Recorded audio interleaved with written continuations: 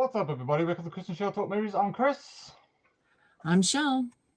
And tonight we are doing things you may have missed in the Scream franchise. Michelle, how are you? I'm good. How about you? Good. Excited to do this with you because you're sort of the person who finds the things you may have missed. So I'm excited to see what you come up with. Oh, me too. Some movies have more than other stuff. Mm-hmm. Some of them have like massive amounts, and some stuff I did steal from CZ's World because he's amazing. Mm-hmm. And after I came up with my list, I sort of went through his, and he caught stuff that like I never in my lifetime would have caught. Mm-hmm. So some of them I wrote down, and some of them I didn't. So kudos to Zach Morris from CZ's World for having my ass on this one because he's outstanding. Thank you. So very if you've not seen CZ's World, check him out. His videos are deep. They are intense. And we got one of our fans back from the Scream Marathon. We have hey, Slasher. How are you? Good to see you. Good morning. You have a barely rested Shell with you today. I've had a coffee already and toast. So, are you ready for 7, Slasher? I sure as hell am. 4 days, baby. I am. I got 3 days down. I read it at the end of the ticker on the bottom. 3 days to go. Oh, 3 days. Yes, 3 days. I'm thinking of the actual day, but yeah, 3 days. I am ready. And I'm glad we're streaming that morning. It'll give me something to do because I'll be just staring at the clock all day long, wondering when I can leave. And that's the only thing like that I'm dreading is the parking lot. It's going to be so packed. Yeah. You're going to have to park in friggin' Siberia. It's getting cold again. It's snowing now. Anyway. Can't win. It says, I sure am. Can't wait for Thursday. I think everyone's waiting for Thursday, I think. Yeah. I was hoping they'd have like an earlier show. It seems like almost every year they make the time on Thursday a little early. It used to be the midnight show. So your show was at 12:01 Friday. Mm-hmm. Now, then it was 11. I saw Breaking Dawn, the first Breaking Dawn at 11 on Thursday night. Then it was 7. And now it's 6:30. And the fan event is 6:30. So maybe by the time 8 comes out, we'll be able to see it on Wednesday. That would be exciting. Says Scott here, he has COVID. That's unfortunate. You're going to have to stay off the internet, Scott, if you don't want that spoiled for you. Because I'm not going on anything on probably from Wednesday on. I'll post our stuff and then I'm out. I don't want to see anything. I'm really pretty terrified that I'm going to have it blown for me like I already have. But I still keep hoping that was a fake. Somebody's trying to fake us out. Well, you can only hope, Shell. That's the thing. I know. Have you guys noticed any homages to other films or Hitchcock or anything like that in Scream? That's kind of what we're gonna do today. Things that maybe someday, somebody will watch Scream and say, hey, that was really cool. I wonder if there's any, behind the scenes stuff about it. I know most of the stuff that we'll talk about, everybody's noticed, but maybe someday this video will be informative for someone who's new to the franchise. Oh, we had a lot of fun with them. We always do. I mean, like Chris and I said to her, we could have talked for like 10 hours. Just rambled on about absolutely anything. Well, she gets busy and goes on to other channels, so we couldn't. It was kind of a quick wrap up at the end. Yeah, we are planning though. Well, she's planning to have us back probably after Scream dies down, and we're not going to set a time, and we're just going to talk about whatever. Maybe we'll plan Scream 8. Maybe. Maybe we'll be ready. Let's see what Scott has to say, and then we'll get going. Yeah. Oh, that's a shame. I hope you feel better really soon, Scott. Do you have to wait the 14 days? Is it still 14 days to quarantine? I thought it was like, I have no idea. There's no restrictions anywhere. I would just go. I thought it was like 3 or 4. Just go, wear a mask.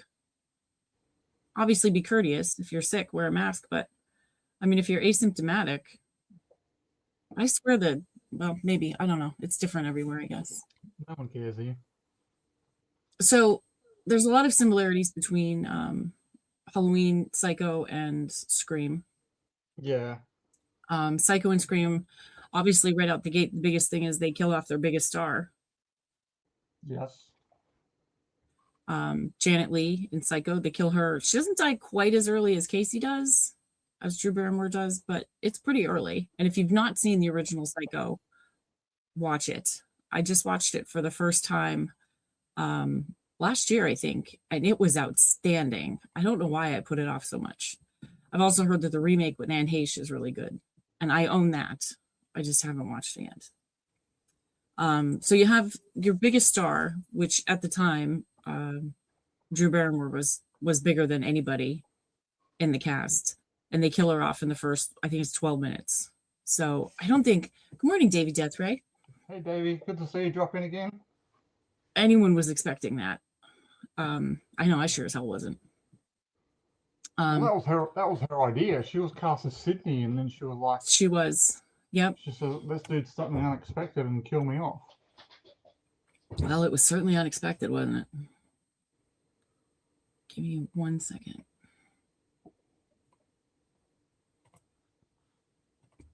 I have my camera right in the middle of my screen. I can't see anything.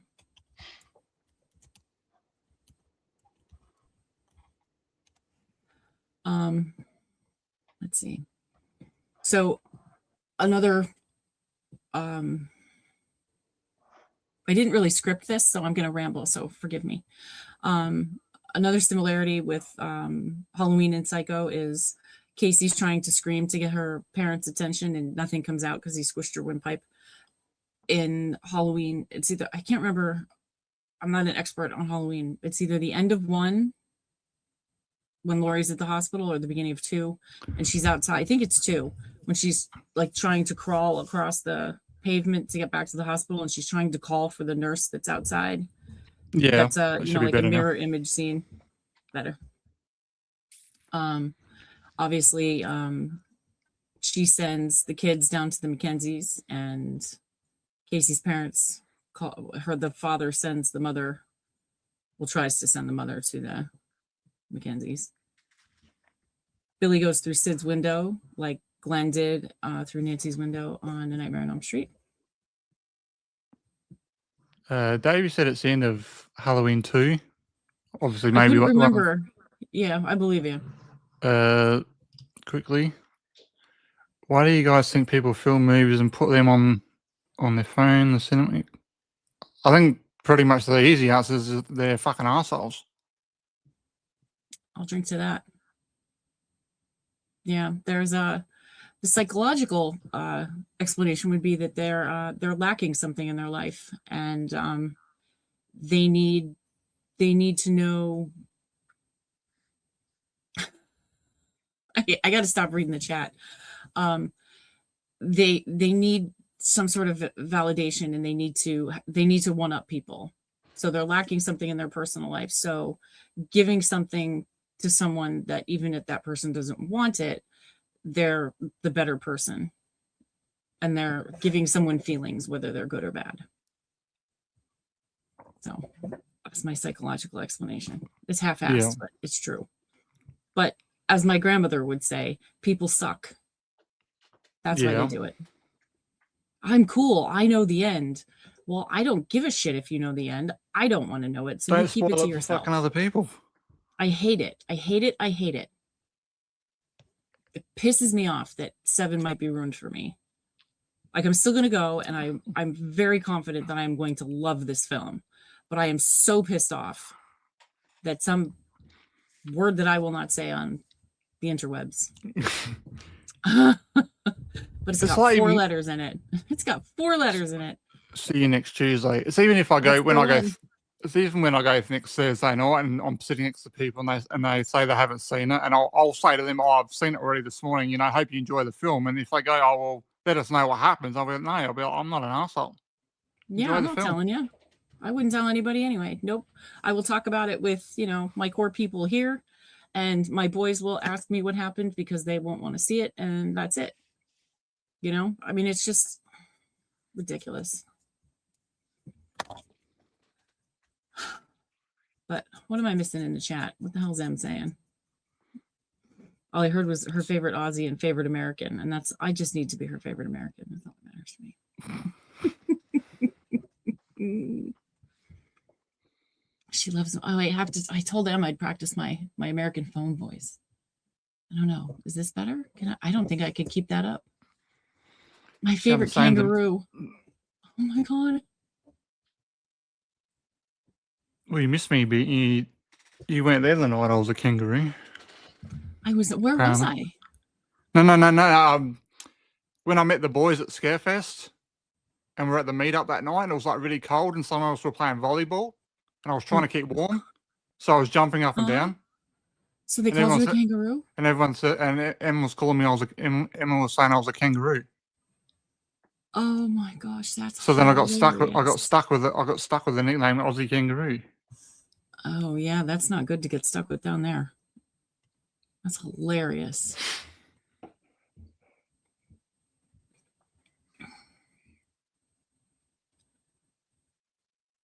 I don't know, Scott. I mean, that's a personal call and a doctor call. I just didn't think the wait time was 14 days anymore. Of course, I haven't heard of anyone having COVID in quite some time. We have nothing. You wouldn't. No one would even know. Be more obvious if you did wear a mask. Yeah, I'm trying, Slasher. I'm trying. Look at Em. Didn't even know that. You're noticing. And I just heard Em say perfect in her English accent right there. Perfect. All right. So what else do we have here? Billy goes through Sid's window, just like Glenn did to Nancy in A Nightmare on Elm Street. I think I said that already. Sheriff Burke is the sheriff in A Nightmare on Elm Street, which I thought was pretty cool. Tatum wears a crop top like Glenn did in Elm Street, the number 10. Then it was when crop tops were popular for some friggin' reason, because Glenn looks ridiculous in that. I heard that. That were in the same get up. Yeah. It's just the 10 is similar. The colors are off, but Fred is of course the janitor, which is played by, it's Wes Craven's cameo in that movie, which is, I can't remember who brought this up where I saw it. It might have been CZ. God, binge watch him lately. When Tatum says he's my superior, or when Dewey says he's my superior, janitor is your superior. The janitor is your superior, and he really is your superior because the janitor is your boss, which I thought was like a kind little 6 degrees of Kevin Bacon thing. Let's see. When Ghosty has Sid Pace pinned in the foyer. Yeah. He kind of cocks his head like Michael does when he kills Bob. That little, Yeah. thing, that the head tilt thing they does. I'm just impressed that I knew he killed Bob in that scene. All by myself, I knew that. That scene is shown later when he kills Bob. Linda Blair's in the film as the friggin' annoying reporter, who asks Sid what was it like almost being brutally butchered. And of course, Billy said he was watching The Exorcist. The names of the teachers.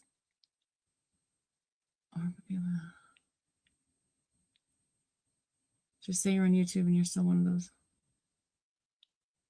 What? I'm not sure I understand. The names, when they're in Himbry's office and they bring Sid in behind Sheriff Burke, there's a board with teachers' names on it and assignments and things like that. Those are names of staff members in the art department. who are the people who basically make that movie look what it looks like, which is great. Hey, Kyle, how are you this morning? I hope you're feeling better.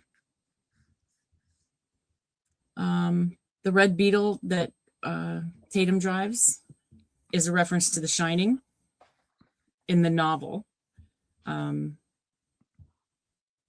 when Kubrick made the movie, he did not want to make it similar to the novel, so he had a VW bug on fire on side of the road. So that's a little nod to that. Of course, we know that when Ghosty first gets in Casey's house, he runs to the left, which on the first couple watches, I can see how you might miss that because it's very quick. But we now know that he goes that way to open the door. And they actually had continuity of scene in that because when the parents come home, the door is actually cracked, which I would have expected them to screw that up. Yeah. What else do we have? I know one thing I can mention is the mask change in the opening scene. Yeah, what is that about? I should have done pictures or something because I did. They started filming the opening scene before they actually had the license to use the mask. Mm-hmm. So that's where they got the K&B mask from, and then when they got the license to use the Fun World mask, they went back and did some quick reshoots. So that's why the mask changes. And then even I'm gonna have to watch it slow because I've never noticed a difference. It's where Ghostface is running behind her and stabs her in the chest. That's right. the scene. That's the scene where the mask is changed. And then when the mask is on Principal Henry's desk, it's a K&B mask there too. Huh. Yeah, that's not something I would ever notice, I don't think. Well, you know me and my mask, so I know, yeah, and I couldn't. The only mask, like in I understand there's different Michael Myers masks. The only one that I really, really notice is different is the one in Resurrection. I mean, he's got eyebrows. Yeah. And it's whiter than white. It's super, super weird. I just that's my biggest memory of that movie is he has eyebrows, and I don't really know where that came from. Anybody have any other let's see, where am I? Little things you may have missed from one? I can say, I've talked about this before. I've talked about this with you before. When Sydney's running through Stu's bedroom, there's actually a doll hanging up there of Casey being hung. She's got the jeans on and the beigey jumper. Sweater. Yeah, the sweater. Yeah. Yeah, I'll never understand why they made a body double to hang. I mean, I know we're not here to dissect it, but I mean, it took them weeks to make this body double of her. I don't understand why they just didn't put her in a rig, hang her on a tree. She was already bloody as hell. Mm-hmm.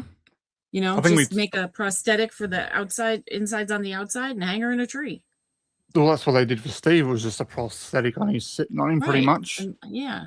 We had this little conversation before. I said they should have just like hung her from the tree and then obviously just put the rope around her. And I don't get it. I mean, they could have easily used a harness. What is it that you can't unsee, Em? No. When Sydney jumps out of the closet, goes to her feet. She's wearing trainers. However, jumps out of the closet. When she jumps out of the closet at the end? When she stabs Billy? I don't remember it going to her feet. Okay. Well, I'll have to check that out. We'll have to check that. We'll have to check that out. Watch Scream again when we're done. Yeah. Looks like we're watching Scream 1 tonight. That's it. Anybody want to watch it again for the 400th time? I'm sure Davey knows that you love him. Em, I have no doubt that he knows. Let's see. All right, let's go on to 2 for a little bit of fun. Back to Psycho. We really do like our Psycho references, our Hitchcock stuff. The opening shower scene, if you've ever seen Psycho, they show the water coming out of the shower head. It's a Yeah, the really shower cool head. scene. And they do that in the opening of Stab. It's mentioned that Randy mentions that Mrs. Voorhees could be the killer, alluding to a woman possibly being the killer as a mom, which of course I missed. The killer is once again behind behind Randy, when he's walking to the van and the musical people go by. So that's kind of like a flashback to one where he's laying on the couch and behind you, Jamie, behind you. Yeah. And nobody's there to yell behind you, Randy, of course. And then this time, of course, she gets him. Randy suggests that Gail could be the killer because reporters stage the news. And he's right about reporters, but he has the wrong one. Scott's got a good one here, which I could probably maybe mention. Are there any similarities between When a Stranger Calls and Screamed? Probably a similarity I can probably think of is probably the phone call with CC with Sarah Michelle Gellar when the phone sort of is cutting out and stuff. That same sort of thing happens in When a Stranger Calls. I've never seen that. I've seen the beginning, but it was really slow for me. And I'm kind of an instant gratification girl. So if it doesn't grab me pretty quick, I'm out. It builds it up to when they get to the house. But even then, it's still... Well, who gets to the house? The girl. She goes and babysits the house. She goes and babysits I watched the kids. The opening with Carol Kane. The kids are upstairs. Carol Kane's downstairs. I've only seen I think it was the original. I've only seen the remake. And like she keeps getting these calls. Have you checked? Why haven't you checked the children? Have you checked the children? She calls the cops. Yeah. Like nothing happens. And I'm waiting and I'm waiting and I'm waiting. I don't know. Scott, we'll have to watch it. I think, is it on? I don't know. I'll write that down. I'm going to have like 700 post-it notes again. I'll watch it and I'll let you know. I need more movies for this month anyway. You think? I'll have to check it out for sure. It would make sense, I reckon. It would. Yeah.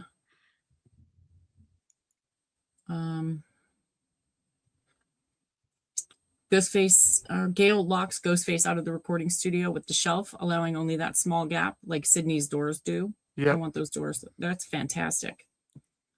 Mickey says, surprise, Sydney, just like Stu did in his reveal in the original.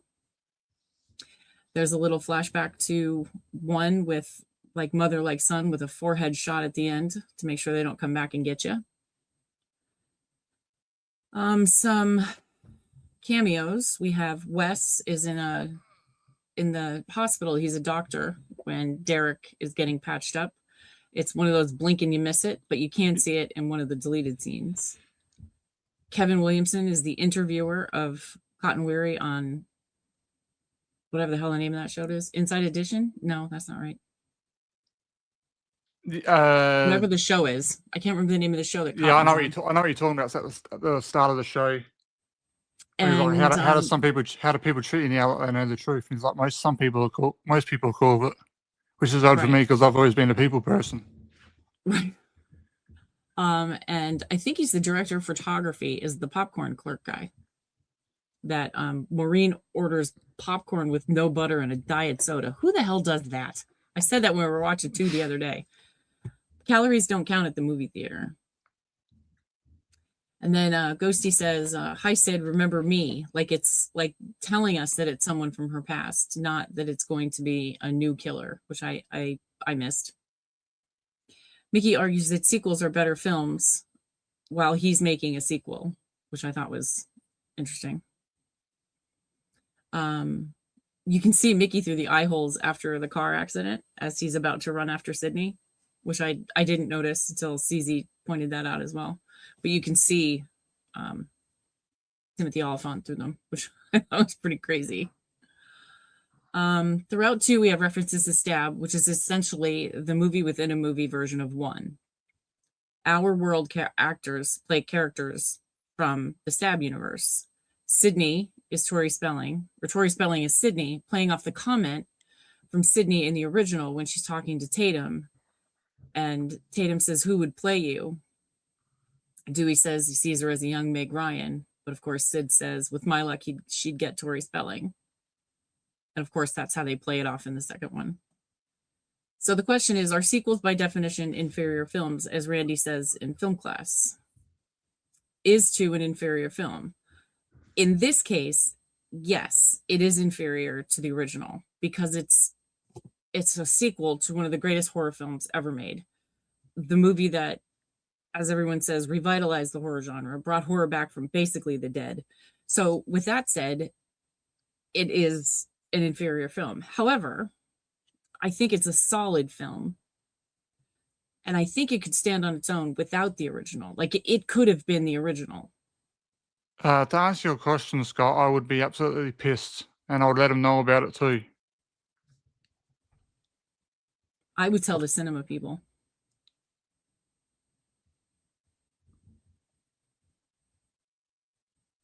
But that's just me. Yeah, but he's asking like if someone filmed it and then they'd put it online, and then I saw it there. I'd report the shit out of that too. I love the subtle hint to Mickey being the killer. You mentioned that. Yeah, you mentioned. I've never. You mentioned that. Yeah. How did you know that? Because when that scene was happening, we couldn't see the label.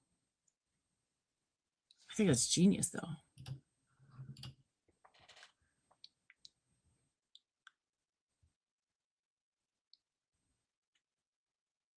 Who's the strange girl? Oh, about Liv. Well, some people have their head up their ass, especially that generation. I know because I know all. I don't know much about. I've lived here since I was 12. I mean, I left for about 20 years. 20? Yeah, about 20 years. But my parents lived here. I don't really know anything about this town. There's a weird loony guy who lives within a mile of here. And I only know about him because my sister told me. I don't remember. Make sure I lock my doors. I don't remember what happened last week. Yeah. And I don't know. Yeah, and to be fair, I mean, that was what 20 some odd years ago, and she wasn't born yet. Right? I know it because I know it all. Sounds like a song. It's a Ice Nine Kills. But yeah, Liv's 17. So the original Scream moments, and even the second wouldn't have been there, but the original would have happened before she was alive. So if nothing was happening in Woodsboro then nobody was talking about it. And I always know I always know my name's Chris, but I forget how old I am sometimes. I got to think about it. He has a Post-it on his monitor that's telling him who he is. Oh, Chris, I want to talk to you about a MacBook later. Remind me. Okay. No, I don't have any personal notes on my computer. I do. One of them says Ambernt. That's a good one. That's the funniest thing I've ever heard. So do you guys think the second one could have stood on its own? Do you think the second one without maybe if we didn't have the first one backstory of the first one, and right? that was just... So maybe the story of the first one was just a story they told, and the second one was bouncing off of that, like Mickey and somebody were making a movie based on stuff that had happened off screen, or the first one never happened and they kind of rewrote the story a little bit. Yeah. Do you think the second one could stand alone? I think it could have. I think so too. Because there are people I'm not a big fan of 2, but there are people out there that second one is their favorite, so I reckon it could. Yeah, Current Edition. That's the show that what's his name was on. Then do you don't think so, Liv Slasher? Oh, sorry. is a rude snob and stuck up? Not really. No, I just think she's in her own little bubble, which is fine. I am too. I don't watch the news. I try to avoid it at all costs. My friend Sam and my ex give me the news. Have you heard about? And I'm like, of course I didn't. So they tell me. Slasher didn't know about the beer thing either, Em. Look at you. Well, neither did I until Em brought it up the first time. No, I had no idea. Crazy.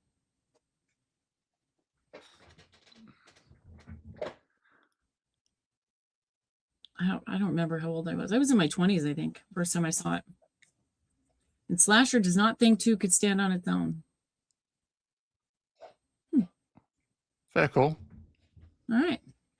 So then we get into some star power, like we had in the original. We had Nev was she was coming up, pretty big name. Skeet, not really. He had just been in The Craft with her. She was on Party of Five, and Drew, of course. And Fonzie, the biggest names we had in that film. But now we get Omar Epps, Jada Pinkett Smith, and Sarah Michelle. Again, homage to Hitchcock by killing the big star in the beginning. We get Epps through the bathroom door and Jada beautifully during the movie. And Buffy, not too much later, in a glorious chase scene that I think could have been a little bit better. I wouldn't have thought Jada would have been a star back then. She was a big name. She wasn't huge yet. Yeah. I think this helped her cue for sure. Like I said, sort of when we did the marathon, I thought if I probably knew her back then, it probably would have been through Tupac. Yeah, I wasn't a Tupac girl. I knew a lot more about Tupac after he died. Watched an interesting special on him and as we call him, Little Biggie Snack Pack. The murder of Biggie and Tupac. It was really interesting. I think it starred Josh Duhamel. Yeah, the 10-episode TV series. Yeah, it was really good. Very interesting. And I don't like that kind of music. I don't like what they stand for. But they love their mamas. I like that. Okay. The shot and stab when Casey's getting the shower. They show the shower again. Copy shot of Psycho. My issue with the scene, and we talked about this, is how do they know what happened? The dialogue is very similar. Maybe they could have put some of it together from context. You know, the broken window breaks out, so obviously somebody came out the window. The patio door comes in and the chair's in the living room, so clearly somebody threw that in. There's popcorn all over the place, that kind of thing. But how did they get so much of it so right? My only option for that is Gail's camera. But then how did they get Randy's dialogue so right for the movies? If Gail's camera was in one spot, how could it be in the other spot? But that's like a 3-hour conversation. In one, Ghosty called and toying with our characters, he gave them quizzes on serial killers and movie killers and things like that. 2 puts our characters in the movie. He plays with them, toys with them, and then finally puts them out of their misery after giving them a good chase. I wouldn't do a wild thing. I wouldn't do a Wild Things thing with Nev Campbell now. No, leave it alone. I'd do, if I was going to do anything, I'd reboot the whole thing. It's been a few years since we got one. Yeah, leave it alone. Make it like in 20 years or something. Put Sydney Sweeney in one. Yeah, or McKenna Grace. Or both, right? Yeah. That would be interesting. See McKenna Grace and Sydney Sweeney as Denise Richards and Sydney. Or Nev. Cece is attacked, and her chase scene is very similar to Sydney's original when Ghostface first arrives, right down to coming out of the closet by the stairs. CZ mentioned that Under the Stairs might be a reference to Wes, of course, directing The People Under the Stairs, which I thought was an interesting catch. I did not catch that. Cece does run up the stairs, like Sydney said to who she thought was Randy. They're always running upstairs when they should be going out the front door. It's insulting, yes. Yep.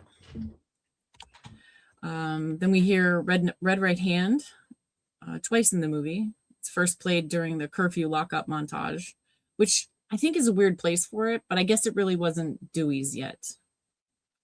And then we hear it right as Stab is beginning as the Delta Lambda Zeta party disperses.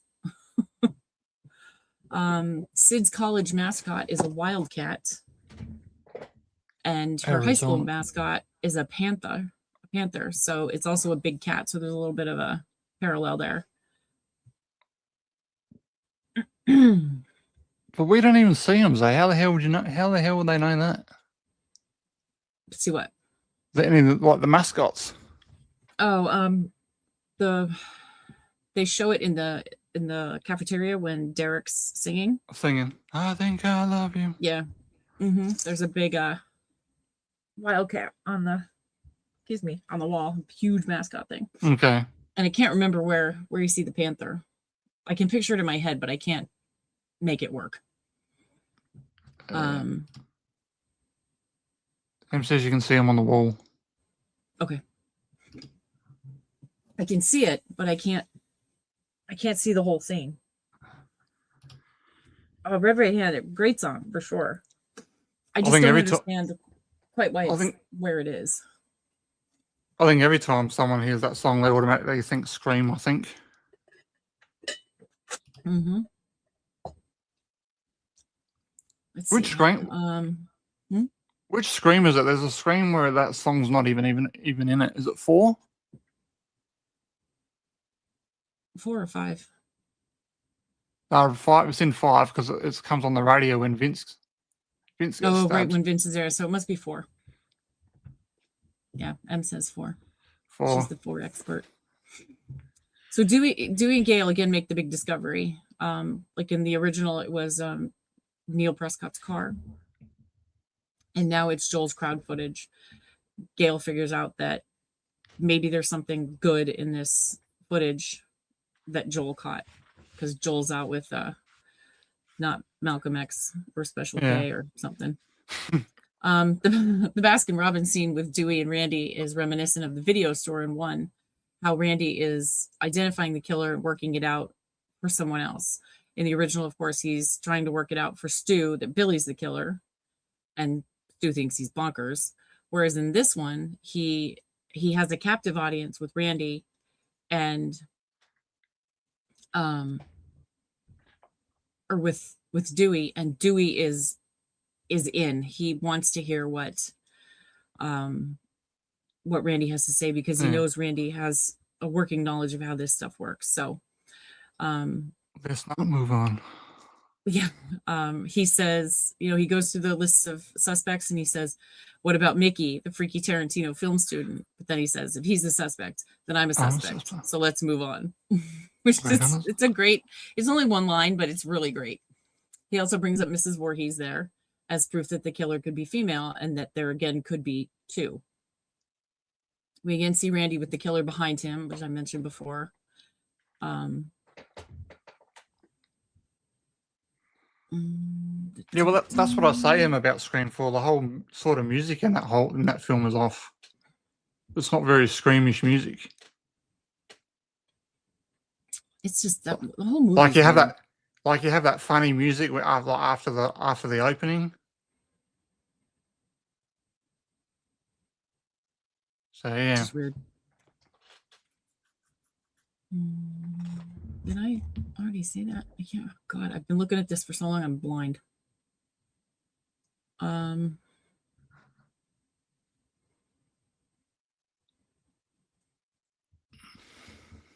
Surprise Sydney, just like Stu did. And this is a quote from Zach Morris, exactly as he said it. I'm sure you noticed the way Ghostface wipes off the knife in 2. It's a signature move established by Stu in the first movie. I wanted to bring it up, though, because in my video in the first film, I tried to, as I do, figure out what the subtext might be behind this. However, in the 2011 retrospective Still Screaming, Dane Farwell, the stunt actor in that scene, offers a simpler explanation. So see, don't overthink things. It's a direct cut to me running through the hall with a clean knife. Wes just thought for 2 seconds and said, "We'll wipe the knife off on camera," which is coincidentally called Still Screaming. The best, nope, that's not it. Sorry, wrong line. So that's why they clean the knife off like that. He wants Ghosty to have a clean knife when he's going to kill whoever's next, which I thought was interesting. So it's not really a Ghostface thing. It was a Wes thing. Interesting. Then we have the Agamemnon, which is the play that Sid's in. This is the second of a trilogy. Agamemnon is the first of a trilogy. It's from Greek mythology, and the sororities play a very large part in this film. They are, of course, Greek. Sydney uses her Greek letters to hurt Mickey. Well, they got She's in Marco Agamemnon. Sorry, I was just going to say, well, they got Marco Beltrami back for 7, and I believe he's released some. I'm not on X at all, but I believe he's released some of the demos of it on there, and people say that it's going back to the original Scream with his. He was outstanding. His scores are fantastic. With his score, so I believe so. Yeah, it a lot better. Slasher also said you got me on the Randy train now. I got Em on it too. She was on a podcast after our chat yesterday, and she told them about it, and they were pretty interested in it too. I sure hope I'm right. I've never heard anybody mention Randy, so if I'm right, I am taking every ounce of friggin' credit for that. Because it was me, damn it. We'll get some party poppers. Oh, that's right. Agamemnon is from the Greek mythology. I already sent that. Here we go. Blah, blah, blah. Agamemnon, which, like Stab, is the first chapter of a trilogy. The Orestia trilogy contains 3 plays, which obviously that's what this is. It's our trilogy. God, my notes are all over the damn place.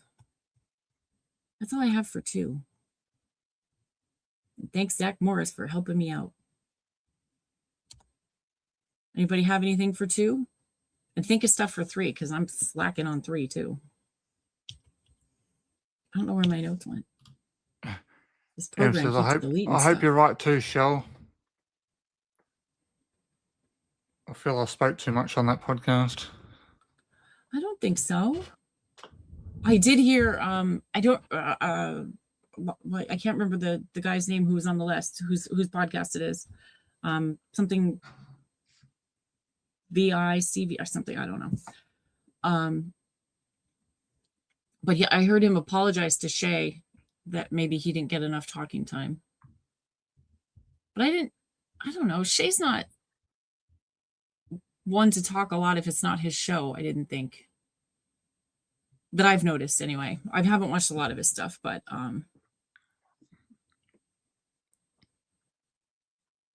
me too. I'm the same way.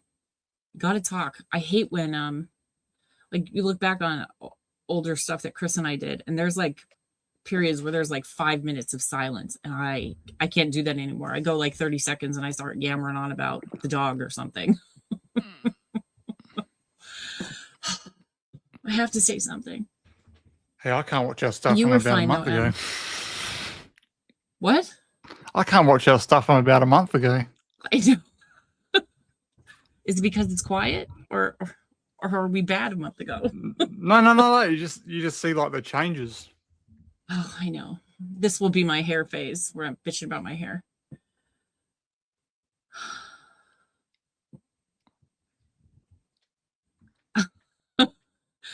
It was you were fine, Em. I didn't think you were taking anything over or anything like that. I thought it was really good, but when you mentioned my Randy theory, I was so excited. And then again, I don't remember that guy's name.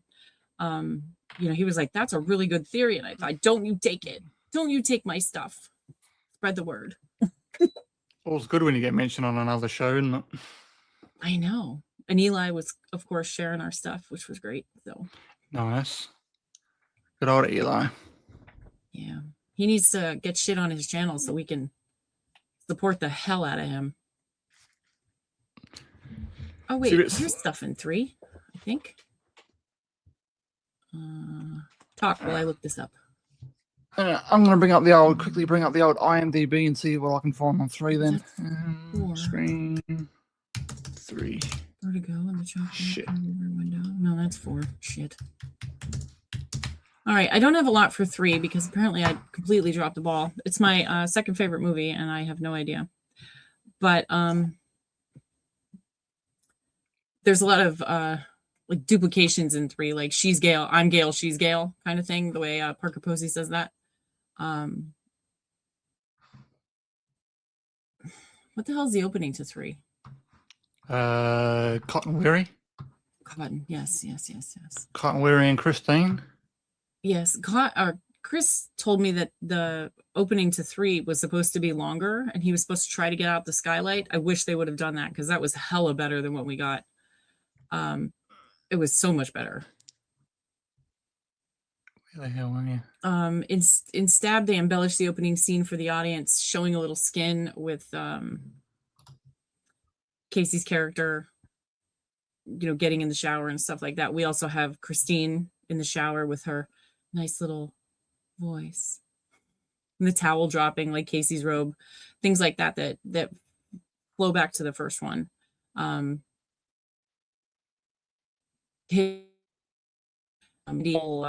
Where she's on the phone with Roman, Candy says the whole shower thing's been done. Vertigo, hello. Of course, it's Psycho, not Vertigo, but both are Hitchcock. So I like the nod and her thinking she's so right, and she's so indignant about her character sucking and everything. And then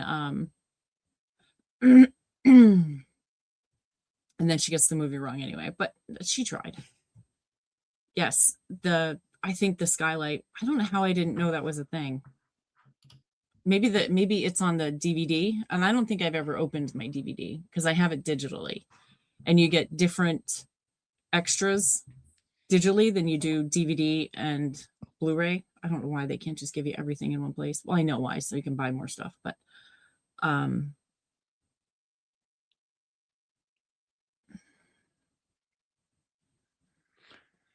yes. Em's talking about, has there been another goddamn rewrite? How are we supposed to learn our lines if there's a new script every 15 minutes? Yeah, I'm sure that the cast actually felt that way because it was a mess. 3 was spoiled like every 5 minutes. And then we get the whole, I'm going to be the next victim. You telling me this wasn't a message? That's one of my favorite scenes in that movie. He's so serious with that stupid trophy, headless trophy. And he's like, you don't think this was a message? I go, oh, what? And then the parallel that they laid out with Milton at the end, the Weinsteins and how Hollywood was, and they didn't quite realize how spot on they were. Yes. With the Weinsteins at the time. I'm really surprised that the Weinsteins let that be in there because they knew how they were. We just didn't know how they were yet. So that was pretty outstanding. Gail's bangs, of course. I don't know what they reference, but I saw an interview with her. I saved it to my watch later. It's about Courtney talking about her bangs and how she can't even watch 3 because yes, last year I heard about the script changes. Apparently they were changing lines that morning in 3. Mm-hmm. They were handing out, like right before the scene, they were handing out new papers, and they had them on special paper so you couldn't copy them, but they were still getting out. So 3 was a mess. Yeah. I think because, there was the, not really controversy, but there was the, I'm going to use controversy, but it's not the word I mean, about making this type of movie so violent and everything after Columbine, of course. And people were just really interested in looking to see how they did it. And then, like we spoke before, there's those assholes that have to ruin it for people and, have to try to one up everyone. Yeah. Which is awful. But there's a couple throwbacks to 1 in 3, but nothing really like the rest of them. So we'll move on to 4. 4. In 4, we go back to Woodsboro, and we are at Woodsboro High, in case you missed that part. There is a bust in another blink and you'll miss it moment of Principal Himbry. It is so fast. I tried to pause it to get a screenshot, and it's like nearly impossible. Which is good. So When you mean bust, is there like a little statue for him? yeah, like they have them of the presidents and stuff. It's just Yeah, like their chest upwards. Yeah, they call those busts. This returns to the original with a phone call as the opening. Being a remake, this one opens exactly the same way the original did, with a teen girl receiving a phone call, Sherry and Trudy trying to pick a movie. And then we see the blue screen like we did on Drew's TV in the beginning, which always meant that you switched to the right input or flipped the switch on the back of your TV or whichever it was at that time. And the blue screen of death meant you were about to watch something, which I don't know, it was kind of like, it wasn't ominous, but it was good because it meant something good was coming. I never noticed it. I never knew it was called the blue screen of death. No, the blue screen of death is generally what you get on your computer when you get that. It's the same color, but when you get that on your computer, your hard drive is basically dead. But sometimes it would do your TV too. But that generally just meant that was the input waiting for something to happen, because they didn't have like warm-up screens like they do now. Yes, Scream 2 did have script changes because they leaked somehow the script got out and leaked who the killers were meant to be. Because it was supposed to be Jerry O'Connell and Hallie. And Hallie, yep, Derek and Hallie.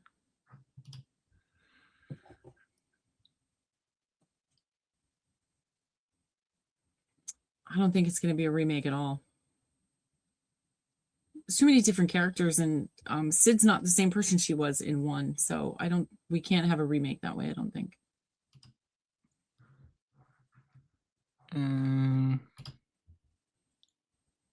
I agree, 100%. Agree.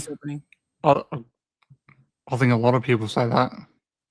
It's just like never ending. Like, honest to God, get to it. Even if they're big fans of 4, I think they say that the opening of 4 sucks. I don't think Em loves 4, but I don't think she's a fan of the opening either. She said when we did the marathon, she wasn't a big fan of the opening. So we have 2 fake openings turning into stabs 6 and 7. Then we finally get the real opening, and they cut it. They show Kristen Bell stab what's her name, and it's over. I've seen the deleted scene where they have the one girl stuck to the ceiling fan, Ghosty's message on the wall. I think that would have made that opening a lot better. I think we could have kind of forgiven the first 2 fake outs if we would have gotten the ceiling fan thing, because that was brutal. I would have loved it. Yeah, but even the scene itself, the other alternated opening we had was better than that. When the Ghostface was changed, when he was chasing Marnie around the couch and stuff. Yes, that was a lot better. I forgot about that one. Yeah, they should have taken that and added the other one, and nobody would have had anything. Because in that, Ghostface was kind of like how he was with Olivia. It was like throwing her around on the couch. I think he even choked her. Like he did to Casey in the first one. Mm-hmm. So we have Marnie Cooper shares a last name with Cece Cooper from 2. Yes. Sarah Michelle. We have Hitchcock again with the movie Marnie, which I didn't remember anything about, so I looked it up. It's a 1964 psychological thriller from Hitchcock. It's based on a novel by the same name. So I'm going to look up the book because I've not heard of it, but it stars Sean Connery. And of course, Loomis is still in there from Hitchcock Land. Sam Loomis from Psycho. And then, of course, Loomis went on to Halloween. It's like all. And then our publicist, Rebecca, could be a nod to the 1940 Hitchcock film, Rebecca. Henry's in the house. Hey, Henry. Officer Perkins is actually named Anthony Perkins, who is, of course, Norman Bates in Psycho. It all comes full circle.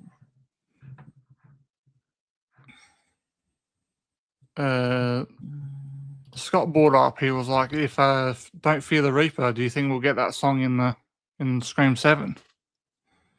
I don't know. I think that was a one and done. That was just for Billy, right? That was just in the original. Yeah. Yeah. And it was really subtle too. I don't Henry likes it. Awesome foursome. I don't know. I'm not a soundtrack girl, so I don't know what we're gonna get. I do like the Ice Nine Kills song though. It's pretty catchy. Yeah, I'm very curious to see where they put that. Yeah, I think I'll give the rest of their stuff a listen because Chris seems to think I'll like them. But that's about it. And that's probably the only song I'll notice because the only song I remember from 6 is the Shinoda song. The rest of them I don't remember at all. I only recognize that, and obviously Demi Lovato at the end, Still Alive. Oh, yeah. But I wouldn't have known who sang that. But I remember that one, I think, because nothing else is happening at that time. There's no other dialogue. There's, nothing happening. So, speaking of which, the lead singer from Ice Nine Kills is in that video clip too.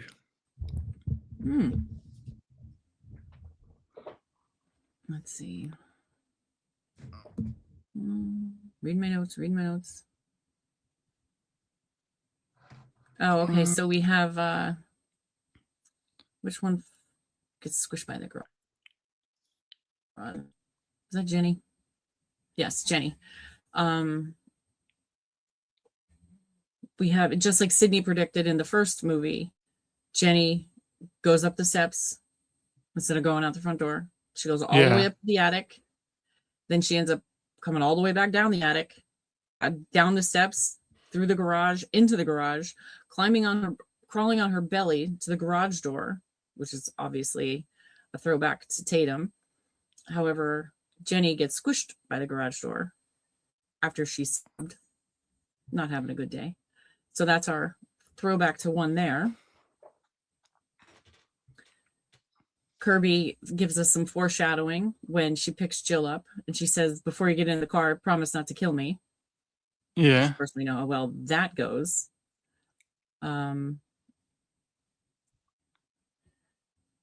Later, there's the crossword puzzle where Perkins is doing it, and he asks, or Haas is doing the crossword. He asks Perkins for a 4-letter word for courage. Perkins says, guts. Yeah. Shortly, right before Olivia is literally gutted. Yeah, I don't notice that stuff.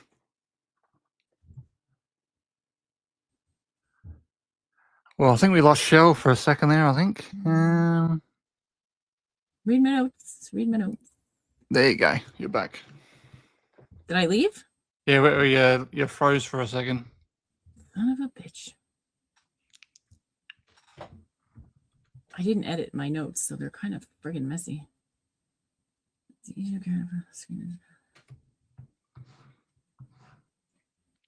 So basically, in 4, we get a rehash of the characters in the original. Like Jill's the new Sydney, the drama girl who's everybody's after her. Of course, Jill's after Sid differently, but Kirby is the new Randy, our big horror film buff, friend of the group with a walking knowledge base of everything. Olivia is Tatum, the attractive popular girl who dies too early. Charlie is Stu, peer pressured guy. Bobby Mercer is Kenny, poor camera guy. And Rebecca is Gail Weathers, our media person. She even makes the comparison between Dewey and Barney Fife, just like Gail did back in 2. Yeah. Which I missed a lot. And Deputy Dewey filled the room with his Barney Fife-ish presence, which is, oh, here it is. That's where it is. That's in Gail's book. And then Rebecca says, just wait, Barney Fife. I'm running the event here. when for Sid's book. What do we have See, in the I chat? never, Anything I good? never picked up. I never picked up that connection before. I just thought like Barney Five was like some other TV show. No, Barney Fife is a I think he's a character on a TV show, isn't he? I Let's know see. Barney the Barney purple Fife. dinosaur. Let's see, Barney Fife. Here we go. And he's like 2 + 2 is 4. Yeah, that's not it. Barney Fife. Oh yeah, he was played by Don Knotts. Okay, yeah, is a fictional character on the Andy Griffith Show. I don't know that I would have pulled the show out. Yeah, Don Knotts. Don Knotts was hilarious back in his time. He was the apartment manager on Three's Company. I think everyone agrees with that. Sasha, that Olivia has the best kill in. She has the best kill of the series, in my opinion.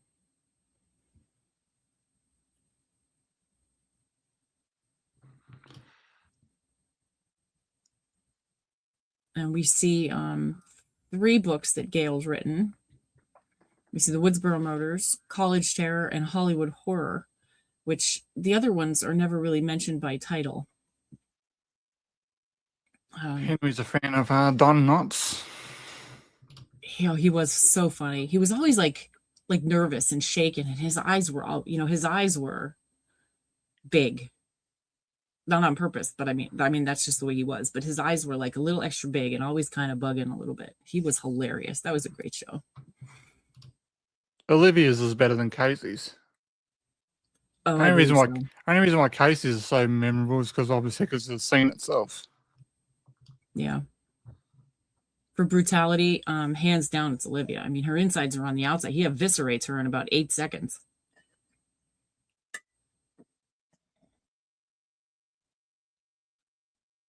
All right. After the news of the killing start again breaks, we see the Woodsboro police station. And if you pause it, you can see the KQIS 6 van whirring in the background, which is the same station that Gail worked for in 1, where the van is parked outside Stu's. We also have the Channel 6 microphone appear a couple of times throughout the movie. Rebecca is celebrating the news of 2 girls being butchered, and she calls it a payday. She's a delight, isn't she? Yeah. The media sensationalized I love that crimes scene. It's has been a hilarious. theme. Money in the bank. The media sensationalizing crimes have been a theme through all of the films. Because she was basically like, 2 people have been murdered. I wasn't feeling Woodsboro. Now I'm like, fuck me, wow. She's so horrible. But I'm positive that that's how those people are. Anything that brings attention. Like in the second one, somebody suggests to Gail that they should pull the movie. Absolutely not. We don't know. They're going to make so much more money now that we don't know who it is, but we do know someone's going to get gutted. Because Chad mentioned it in sort of like talking about Scream 7. He said there's a brutal scene. Yeah, I think I know who it is. I have a good guess anyway.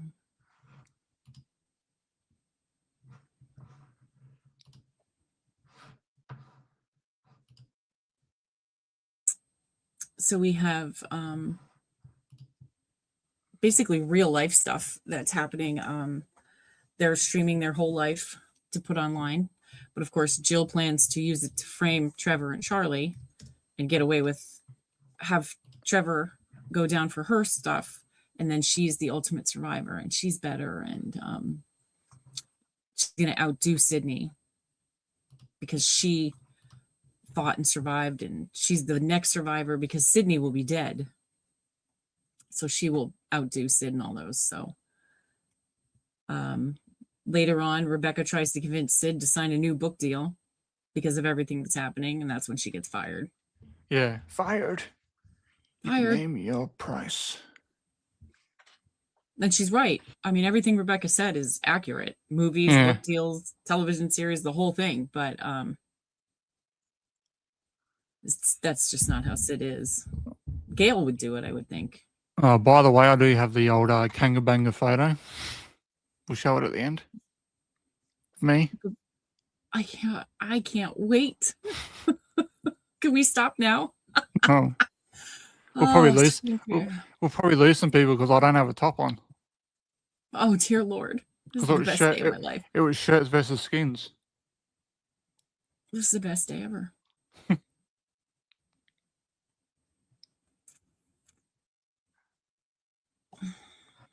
All right.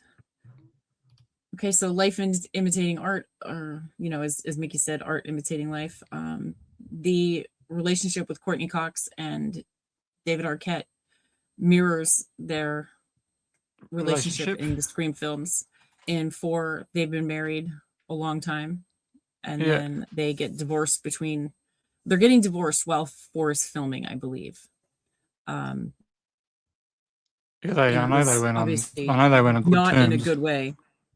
It was not in a good way. In 4 either, as Dewey and Gail, their marriage was obviously not going to last. You could tell. They separated in real life in 2010, the same year that the movie came out.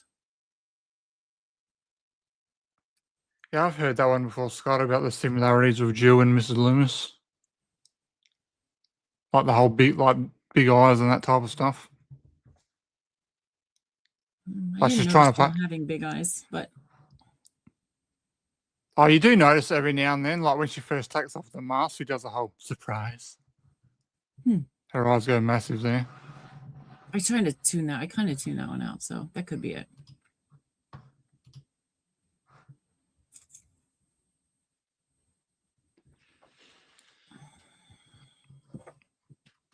Well, it must be something about girls in that Ghostface robe, because I think that's probably the one scene where I just think she does look hot.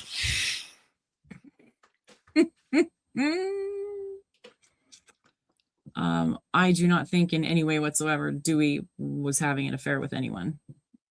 That wasn't who he was. No. Dewey was not that kind of guy. And I know we can say, he's a fictional character, blah, blah, blah, and you never know anybody. Anybody can do whatever. But for purposes of that question, Dewey was not that kind of guy. Let's see. Sid runs into the Morris house to try and save Olivia. She throws a potted plant through the window, just like Laurie did in Halloween. So we have another parallel to Halloween. When Sid appears at Cinema Club, Robbie hypes her to the presence by accompanying her or comparing her to the actress who starred in Halloween and The Exorcist. Beyond Jamie Lee, forget Linda Blair, this is the ultimate, saying that, she's basically the best and the ultimate Scream Queen that there is. And then there's Stabathon. There's so much happening at Stabathon. Not a whole lot that reverts back to the original or one of the predecessors, but there's so many Easter eggs and so much candy in the Stabathon. You got we could make a whole thing about that. You got Tatum in the roller door. Mm-hmm. You got a mannequin of Casey being hung. So much stuff. So the Stabathon, that's a really great scene too. Then we have Gail gets stabbed in the left shoulder. No, in the left shoulder, I think. Left? I don't know. I now I'm thinking it's the right. But anyway, she gets stabbed in the shoulder, and then she gets stabbed in the shoulder again in 6. And Sid gets stabbed in the shoulder, the stomach. How do you think Nancy Loomis found out on her husband having an affair with Sydney's mama? Probably found out like most people. She was a crazy. I mean, apparently she wasn't very quiet about it. According to Tatum, like everybody knew. She's like, it's the worst kept secret. Parker. She was a crazy bitch, so she was probably following him around and stuff. Yeah, I mean, the hotel that they went to was right there in town.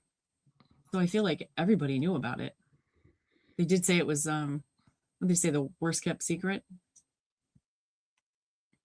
Or something you can't believe who died, Henry? Who, Henry?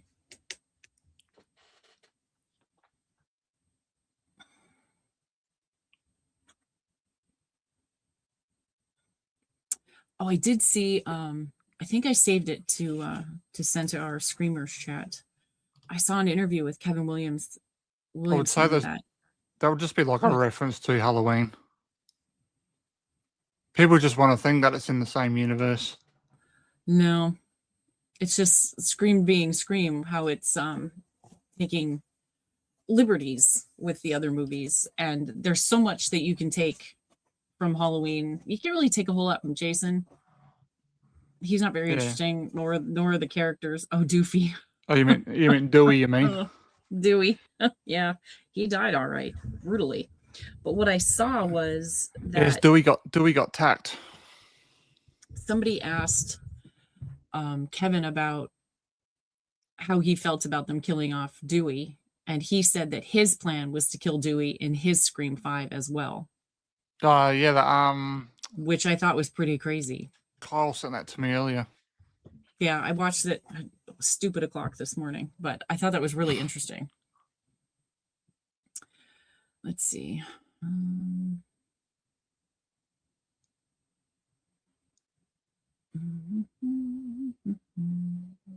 Well, Scott, in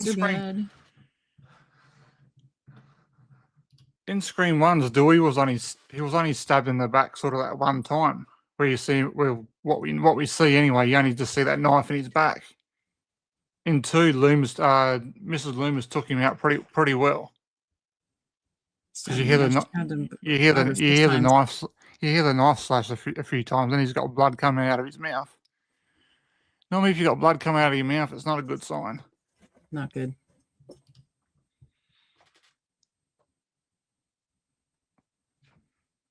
Pretty much, Henry. If you're probably looking at a male character, sort of on the good side, they pretty much would say that David Arquette was the male face of the franchise. I would agree with that. It could have been Randy if he weren't dead.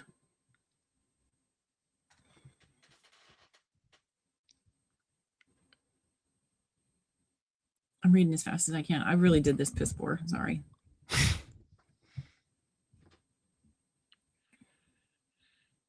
Yeah, here's the background details at Stabathon. There's a girl dressed as Casey Becker posing with a decoration of the gutted Casey Becker. Because they had a poster of that shit. Yeah. Another shows him hanging out of the garage flap. Yes. Obviously, Ghostface and Stab characters.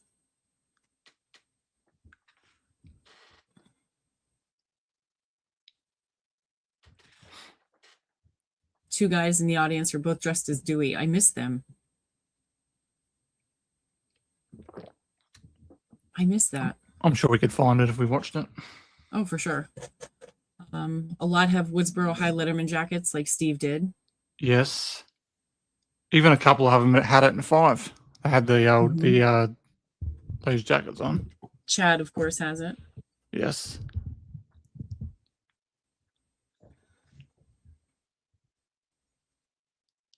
What else you got? Gail places the cameras around like almost, well, it's like the reverse of Robbie and Jill, because she's trying to catch them, whereas they're trying to catch the murders so they can stream it. And she's placing the cameras just like she did in the original, which of course we need to know where the hell that camera is.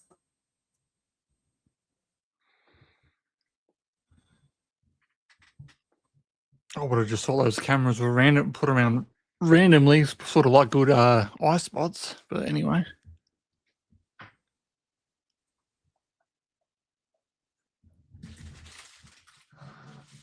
There we go. We have when Dewey's out in the car looking at Gail fixing the cameras, he's yelling, "Gail, behind you," just like Kenny and Sydney are yelling at Randy behind you in the original. Casper explains how he dies in Casper 95. He died of pneumonia. from being out in the toboggan. He got sick. Yes, I remember that. I don't think I could have explained it, but I remember now. Well, I remember it because it's a sad scene. It is. I didn't go where I was supposed to go.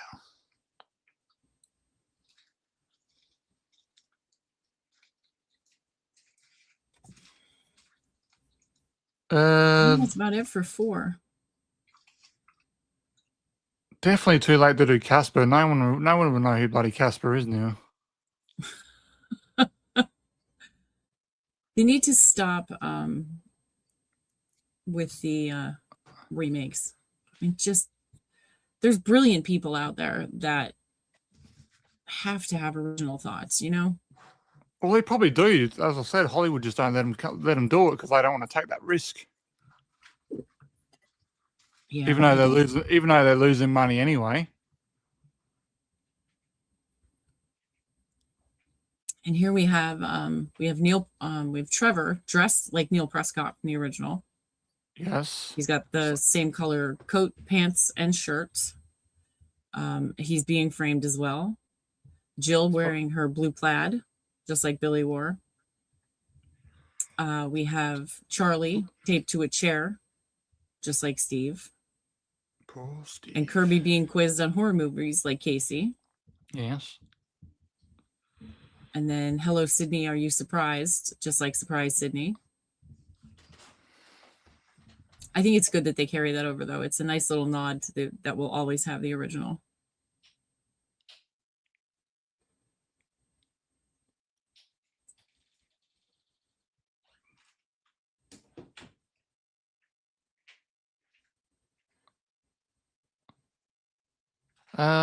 Scott, the only thing I know about the new Jurassic Park movie is they've got a name for it now. I don't know who's going to be in it. Just make it better than the last one.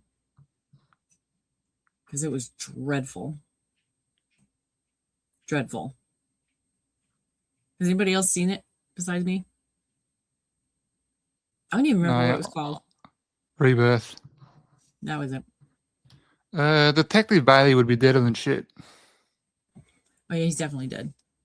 I mean, after Sam stopped stabbing him, he's like, thank you. But 1, he was going to jail for a very long time. And 2, he would have bled out before the cops got to him. He was so dead. And then he got it through the eye and then to the brain. So that would have killed him anyway. Yeah. Everybody from 6 is definitely dead. And that TV had nothing to do with it for Ethan. You Stu fanatics, you. I'll give you my opinion on this, Scott. The only way movie theaters is going to shut, and that's if people just get too bloody lazy and don't go. As long as the demand is there and people want to go to the theater instead of being lazy and worrying about streaming services every 2 minutes, so, theaters will always be around.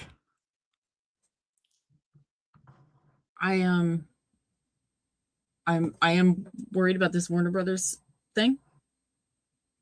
If Netflix does get it, I think theaters are in trouble. I love going to the theater. I won't go for like every movie that comes out or every movie that I want to see.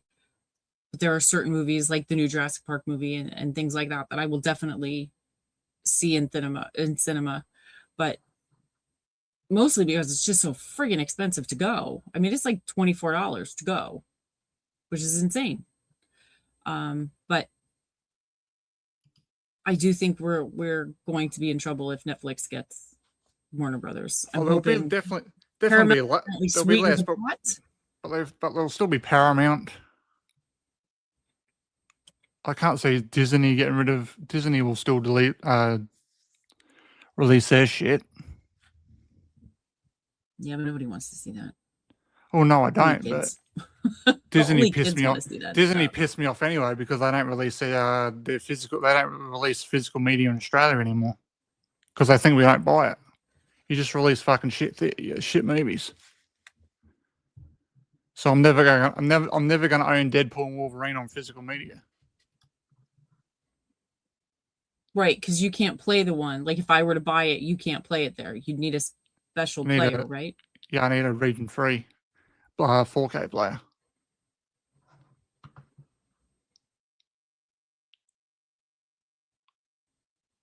That's about it for 4. M's in agreements that she hopes they never shut down. But yeah, I'm the same. I love going to the theatre, and Henry said the same thing above. He said there's pretty much there's something about going to the theatre, which I agree with. It's that experience. Yeah, it's nostalgia. And I love the new seats, the reclining seats, and you sit there with your blanket, your popcorn, and you're all set. I love it.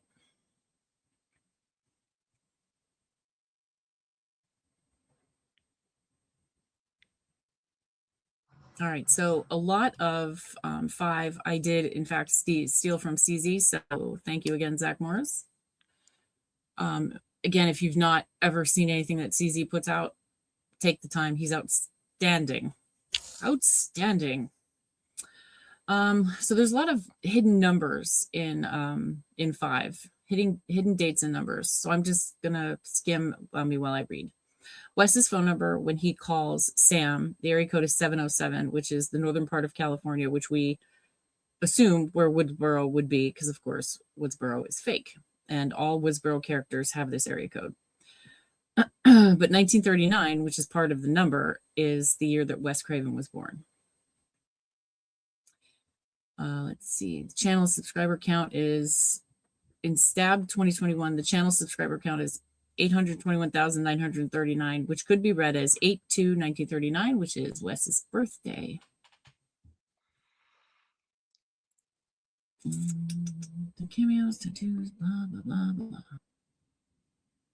blah. Scott's asking, I need both of your opinions. If they're selling merchandise for Scream 7, how come they're not selling ghost face masks and robes? Because it would be too damn bloody expensive. It would be too expensive. Then people would want to wear them in the theater, and we're not allowed.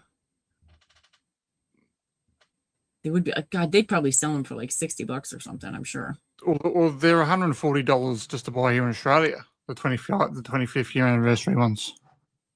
Oh, we'll have to look. Let's see how much they are here. I think mine was not 90 for my 30-year anniversary one from the UK. And that's UK dollars to Australian, so it was probably about 100 something plus dollars. Good grief.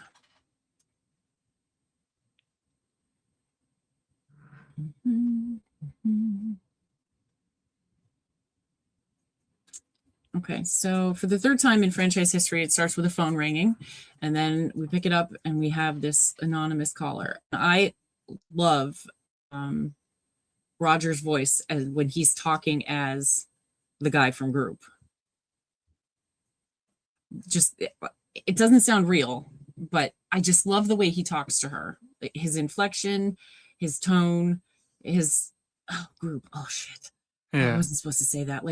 He's almost like Samara Weaving in 6 when he's like, he says something and you could see him going, damn it. That kind of thing. But I really like that. Then she starts playing with the knife block again. Then she gets attacked by Ghosty. She kicks him in the face.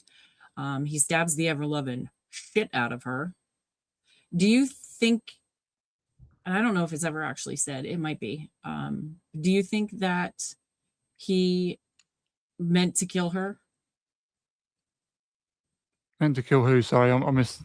Tara. Was he supposed to kill Tara? Was Amber. That was supposed to be Amber, allegedly.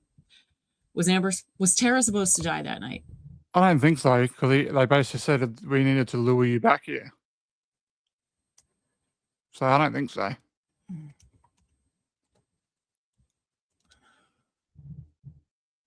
All right, what am I looking for? 25th, 30th anniversary? 30th anniversary. 30-year anniversary, Ghostface robe, Fun World. Robe. Well, I don't think that's going to happen at all. Sydney's not going to go visit her old house. No, there's no reason to. Halloween, Scream, Ghostface, men's hooded robe, mask. Oh, it's not 30th anniversary, though. Where would I find it?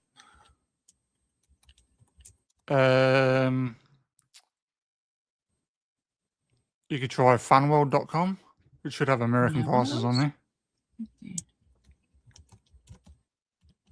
Pause, everybody. This site cannot be reached. Maybe my VPN. Possibly. Tell you to use the VPN, then everybody makes you turn it off. Yes. No, don't make cheap ones, Henry, because the 25th, the ones that Funworld do are pretty good.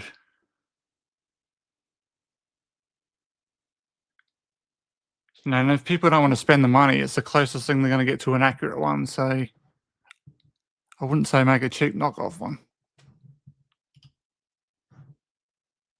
I think Shell's frozen again. I remember Flipper the movie, but not the TV series. I remember we had Paul Hogan and Elijah Wood, I believe.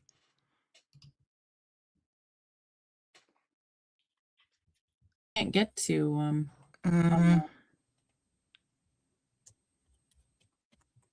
Oh, yeah, that would be good, Em. I would love that too if they did that, sort of like how they did in Scream 2. If they gave out a Ghostface robe. What's this? Your studio sent them. Can you imagine? And it's white. And look, it's white. Which I don't get. I don't get that comment because like 95% of it's black anyway. Yeah. That was totally a racial thing.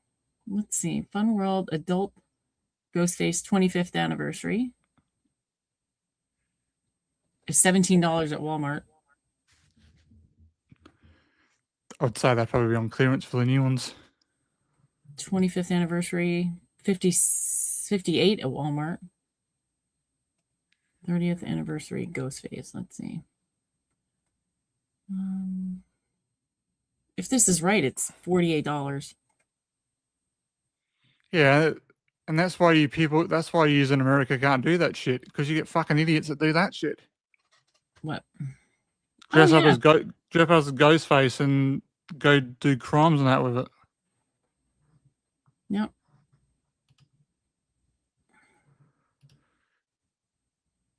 I don't know if this is the right one, but yeah, $58 here. I saw a Grinch Ghostface mask the other day. Interesting. Grinch Ghostface mask? Yeah. That's bizarre.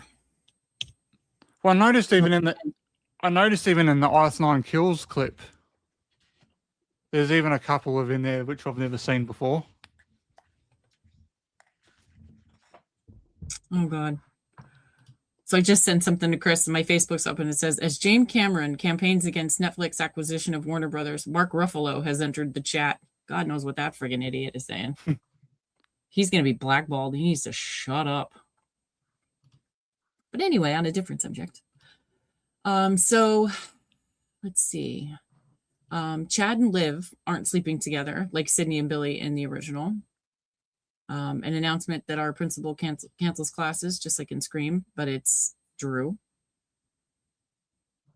And she does mention that they are the Panthers.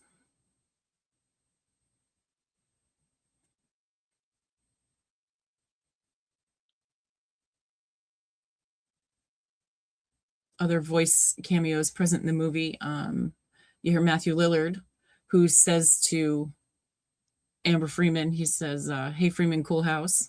Hey, cool house. Hilarious. But you'll miss it if you don't know it's there. I heard it and I went, wait a minute. So I had to rewind it. It was probably the 6th or 7th time that I heard it or watched it that I caught it. Of course, that party was for Wes. Yes. Both the character Wes that died in a glorious fashion, and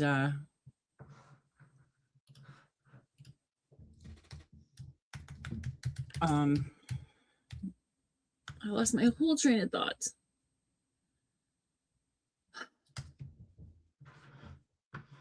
Anyway, I love when I'm dumb. We're live, everybody. Shell doesn't know what the hell she's saying. Wait, Shell needs a script. Next time we're on with them, I'm going to make a script so I don't talk so damn much. And we have, in the original, we have the John Carpenter, Wes Carpenter comment. Could be why Samantha is named Carpenter, or John Carpenter from Halloween's fame, of course. There's some more numbers.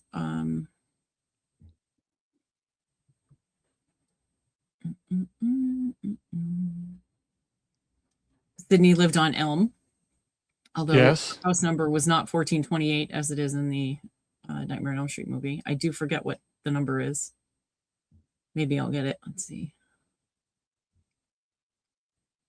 Scott gave me a website for the Ghostface robes and that. They're $70 Australian, but they're also all sold out.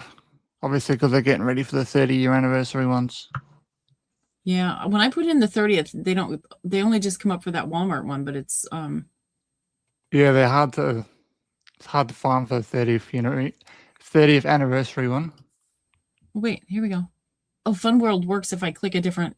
Oh, I needed a hyphen. It probably thought I was trying to go to porn. Pornhub. 30th anniversary Ghostface. Here we go. My camera's in the way. I can't freaking read it. It says contact rep. That's stupid. So it doesn't tell me how much it is. Yeah, I just saw there was a red robe in that. They're on clearance. Contact sales rep. I wouldn't be interested in the other colors. I only want the black robe. We're anti other colors. We're anti other colors.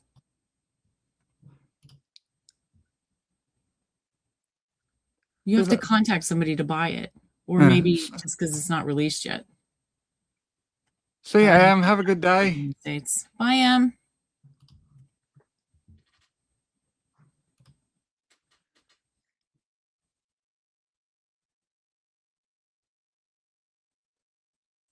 Oh, and there was that thing the picture you sent me, Henry, of that guy in that weird mask. It wasn't quite a Scream mask, but he was on the side of the highway. I can't remember the story exactly, but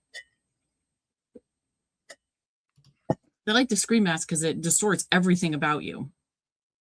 All you can really get out of that outfit is how tall you are. Yeah. It distorts your face, your hair, your body shape, whether you're short, fat, or thin or fat. It doesn't really matter. If you got a little bit of weight in that Ghostface robe, you can tell that someone's got a bit of weight on.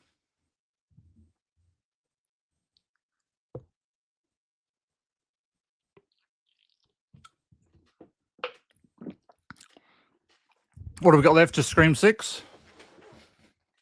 I'm roaming through 5 looking for numbers because there's a lot of number stuff in 5. Of course, being the first one that Wes did not direct. So there's a lot of homage. Here we go. Contacts with Spot Moore, Wes Craven, which is Tina G represents Tina Gray from the original Nightmare on Elm Street. Leroy, this is the contact list from Sam's phone. Leroy is a character from Craven's 91 film People Under the Stairs. Nancy Thompson from the original Nightmare. B. Adams is Brandon Adams, the actor who played the fool in People Under the Stairs. Under that, there are 3 deputies listed. Deputy Winston, Barney, and Deputy Keith. They're actually characters in the movie. And the production designer is Chad Keith.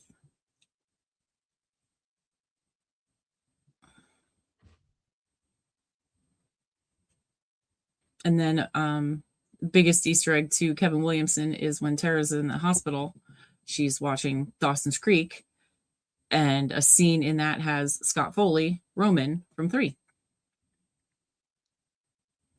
That's like a Okay. full circuit. That's a full circle moment. That is everybody. That's like an Easter egg to everybody. And I'm trying to get through Dawson's Creek. It's not my kind of show. I don't want to wait. And I'm not enjoying Michelle Williams, and she's a main character, so I'm having some trouble with her. No problems with possums here where I live. Probably because I don't have any trees around me. Yeah, I've not seen a possum here. I mean, maybe at night they come out, but I've not seen one here. On the mountain, yes. Let's see. Throughout the movie, we see memorials to past characters. Dewey has a box dedicated to Tatum on his bookshelf in his house. For Tatum, yes. And Martha has a freaking shrine for Randy, which is that picture with his big goofy smile is outstanding. I love it. There's a photo of a movie theater marquee and 3 movies playing are Nightmare, The Hills Have Eyes, and Last House on the Left. Of course, all Wes. Let's see. And as mentioned previously, I can't think of his name now. God. The kid who plays Wes. Dylan Minnette came out of retirement to play Wes. Yes, I believe he filmed his own audition tape. That would be interesting to find.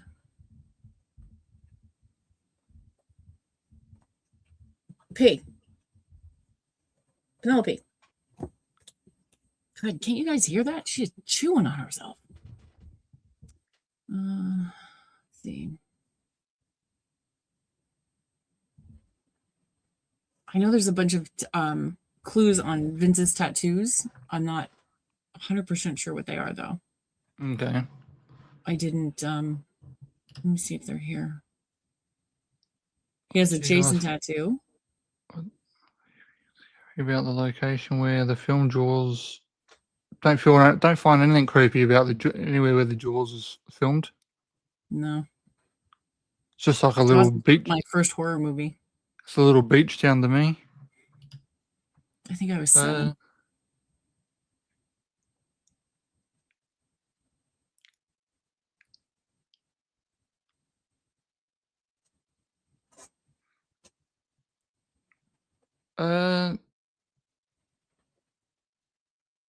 It's not really creepy, but it's definitely, it would have that eerie feeling that there is nothing around.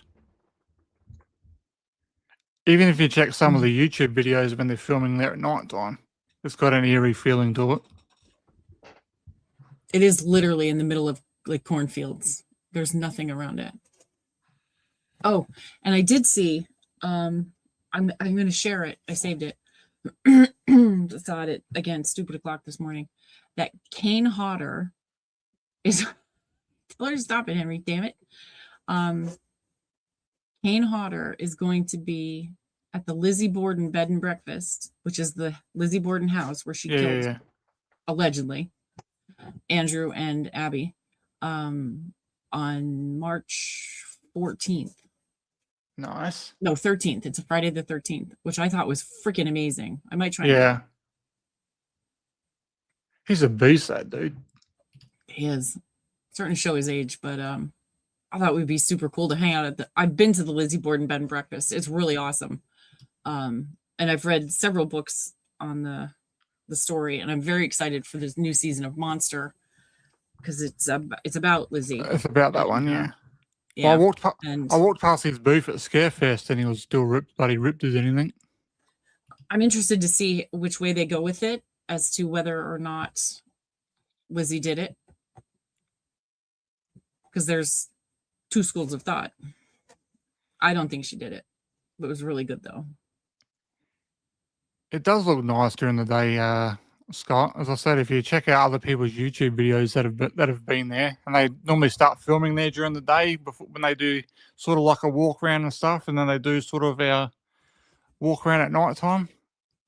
It's just the way the moon and that shines off that place. Gives it that bit of eerie feeling. It's definitely on the bucket list to go to.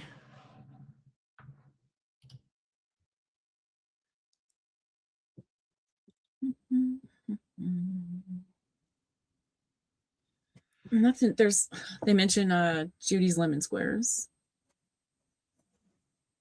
Call back to 4, of course. Yeah, Henry, the place I'm going to do the ghost hunt when I go there when I do that at the end of September, there's a hotel there which is apparently haunted as well. Didn't Mike stay at the Lizzie Borden bed and breakfast? Was it Mike? I don't think so. Didn't he stay somewhere that was haunted? And like he and Katie got like totally freaked out. Oh yeah, they reckon they stayed somewhere, and I think one of them had a bite. I think Katie had a bite mark or something. A bite mark or something, right? Yeah. I mean, that was crazy. I thought that was Lizzie though. Maybe not. That's pretty far from Kentucky. I can't remember where they were though. I don't either. That was interesting though. Probably Virginia Beach or something. I think somewhere out that way. I don't know. I don't remember. It was kind of crazy though. All right, I'm trying to find 6. I thought there was more number stuff in 6. I didn't even know they make movies about Bigfoot. Me either. Do you think Bigfoot's a thing, Scott? Or anyone for that matter? I'm not sure. I don't think so.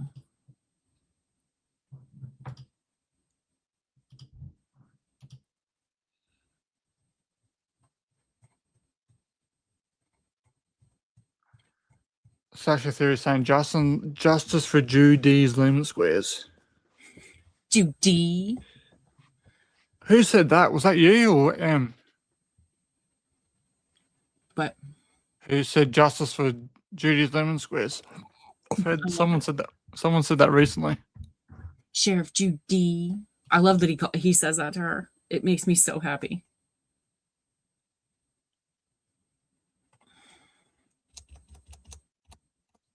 Anybody? Bigfoot? Oh, I'd go see Cocaine Bigfoot if it came out, Henry. Oh, but he does not believe Bigfoot is real. Bigfoot. I do have Cocaine Bear ready to go, Henry. I have to. I'm going to try to watch some Oscar films this weekend or this week, since I might be snowed in. I don't reckon you'll last 20 minutes. You don't think? Cocaine Bear. Hey, Eli. Hi, Eli. Good to see you. I did get the documentary as well. I might enjoy that more. Like this, because it's based on a true story. So I think I might enjoy the facts about it as opposed to this asinine story. So we'll see. Okay. So let's move on to 6 and see what crap I have written down for 6. God, they are making so much noise over there. As with the names in 1, the names in Sam's phone are family members and other people and characters who make the movie. They're from the art department or directors or, staff members and stuff like that, which I think is really cool. 6 is a requel of 2, which I didn't even know requel was a thing. Stab and 2 take place in college, or 6 and 2 take place in college. Yes. One of our killers is in movie class with his teacher, obviously, and about 20th century slashers. And Mickey is in film studies, film class. Yes. Both main characters dealing with newfound fame after we'll call it a terrible year. Each has a suspicious boyfriend that is not guilty. Both have the Omega Beta Zeta sorority. Tara might rush it, as she says. Cece was a member. Derek was a member of Omega Beta Kappa, which is the brother of that sorority.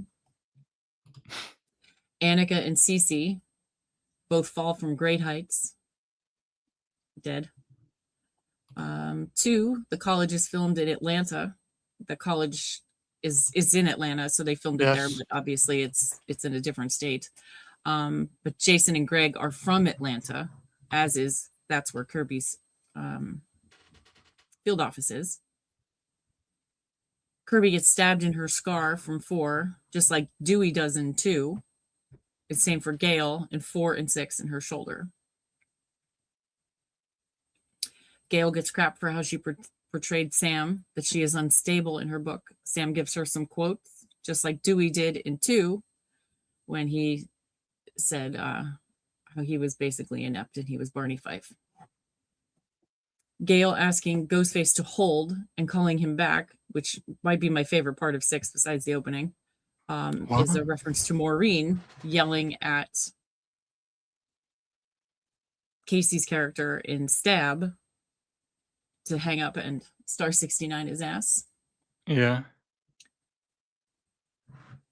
2 and 6, our final acts are in a theater where everything is brought to light.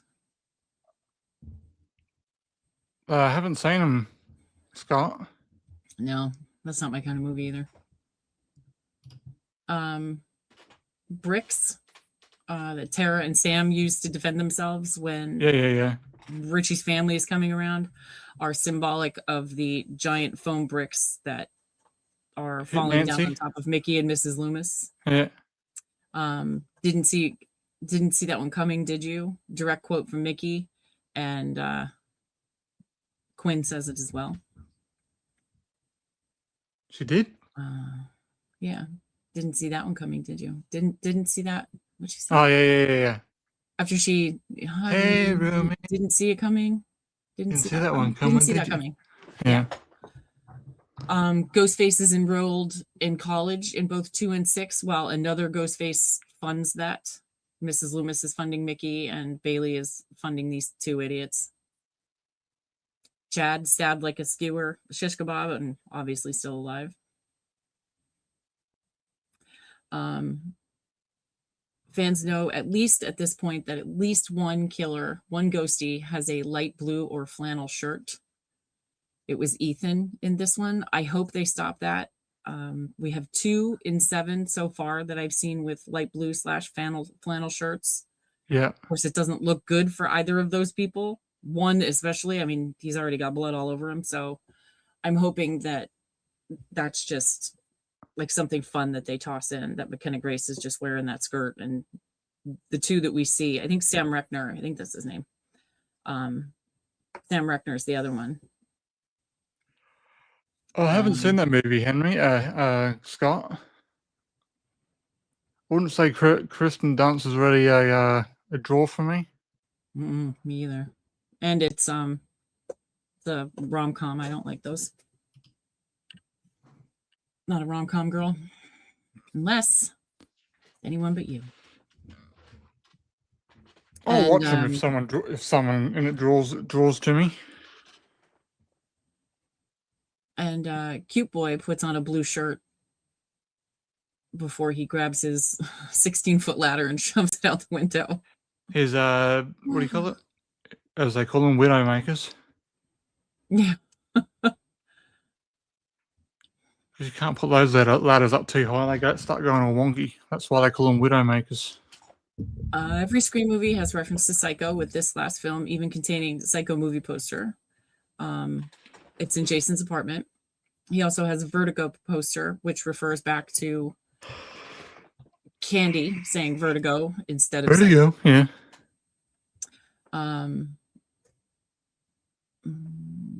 Psycho 2 is always also referenced, this time with a poster, but I've not seen that. And Mindy and Kirby indicate that Psycho 2 is underrated. Have you seen Psycho 2? No, I haven't. Psycho 2 also features a character getting stabbed through her mouth, which is exactly what happens to Ethan. Couldn't happen to a nicer guy.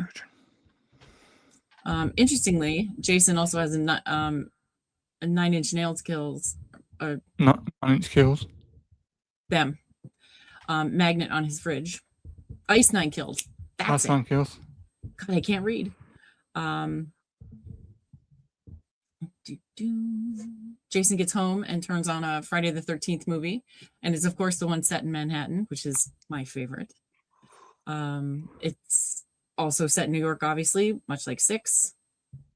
Sam's psychiatrist has merch in his office. On his desk, he has horror dolls, including Pugsley, Gomez, Fester Adams, and Leatherface. And on the fireplace, he has a Ghostface Hall of all things and Leatherface. I never The movie noticed theater that. sign.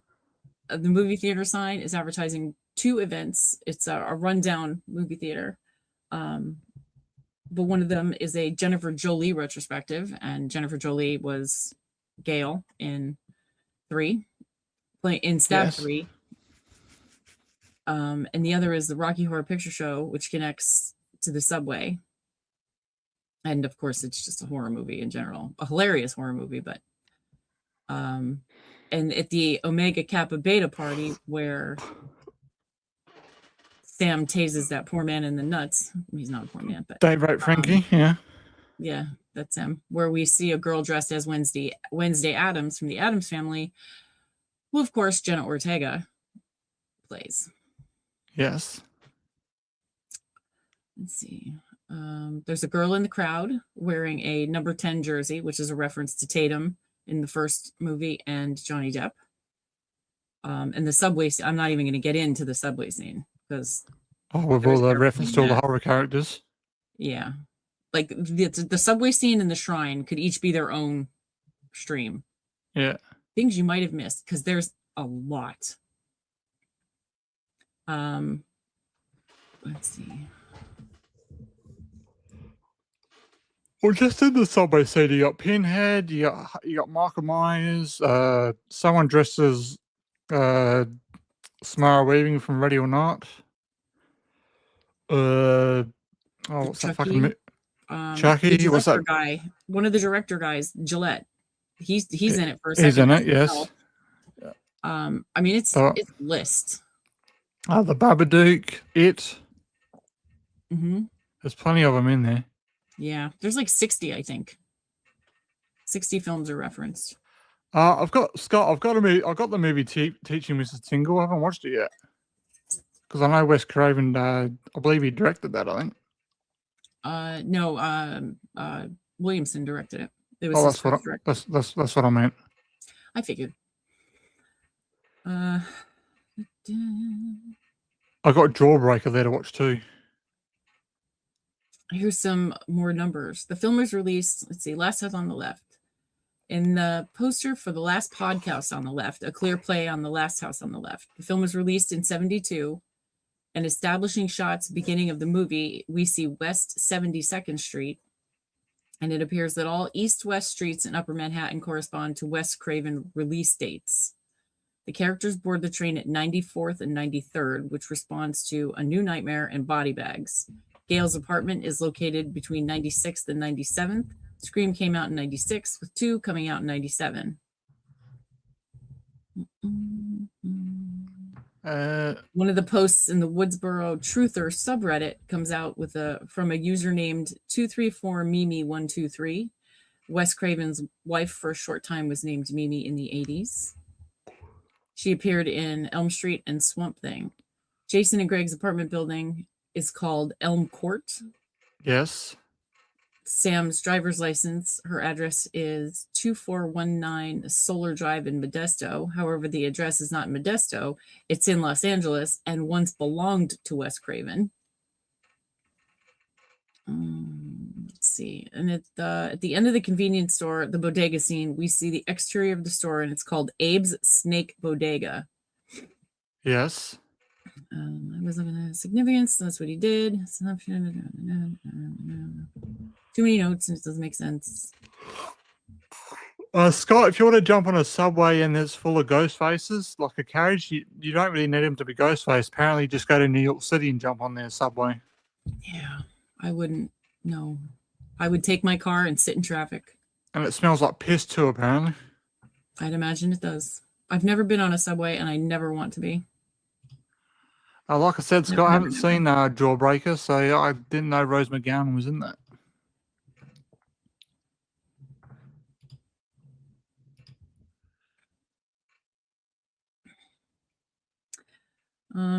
Let's see. If you look closely at the Woodsboro Truther subreddit, let's see. The subreddit was created on 1/4/22. This contradicts the timeline, but it's just an Easter egg. It's technically the theatrical release date of 5, as seen on the poster, even though the premiere was canceled.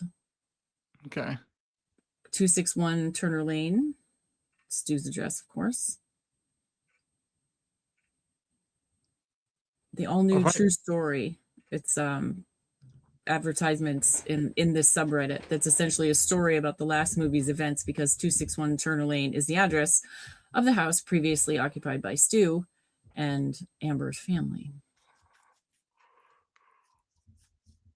Well, I've only seen myself dress up as Ghostface, Scott. My son was Ghostface 3 or 4 years in a row. Closest thing I've seen is the kids, and they got those shitty cheap ones.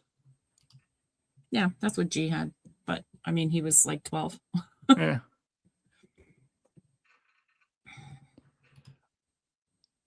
Agree, Slasher. That is a great scene, the old convenience scene in 6. Oh, the bodegas. Yeah. And people don't like it, mostly because of the shotgun.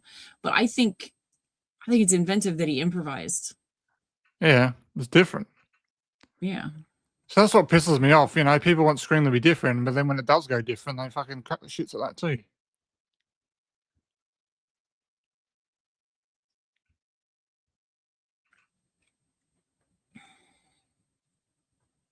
Let's see. The family review.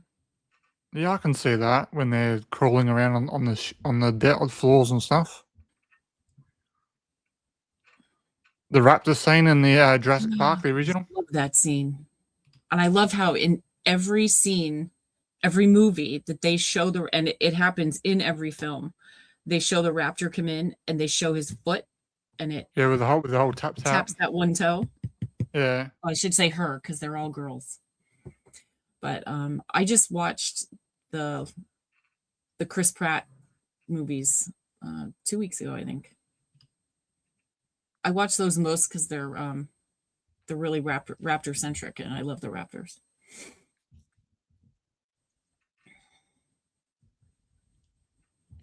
Oh, and here's the shrine. Yeah, I don't want to get too deep into the shrine because I will be here another hour. Well, we know there's plenty there. Yeah, that's about it. Just a lot of 5 and 6 are really homages to Wes and Hitchcock, of course. And with the numbers, I think it's really interesting. They have Wes's birthday in there, and his old freaking address, for God's sake. The whole damn address is in there. And it doesn't indicate that the house has been, it's no longer there or anything. I don't know if it is. I'm not that interested in it, but I thought it was really neat that they put those just little subtle things in that you would not. And I think like all numbers or streets or something like that in all movies have some sort of significance to someone. Mm. You're not just going to put like 1, 2, 3, Parker Way, unless Parker means something to you. Yeah. At least that's what I think anyway. So I think that was really cool that they did all that stuff for Wes. Well, that's Australia for you, Scott. Unfortunately, you have to either order online or you have to you're gonna have to bite the bullet and go over to the States.